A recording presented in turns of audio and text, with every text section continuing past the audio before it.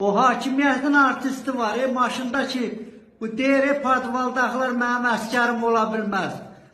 Biz hamımız Azərbaycan əskəri olmuşuq. Hamımız da kümədə, daxmada böyümüşük.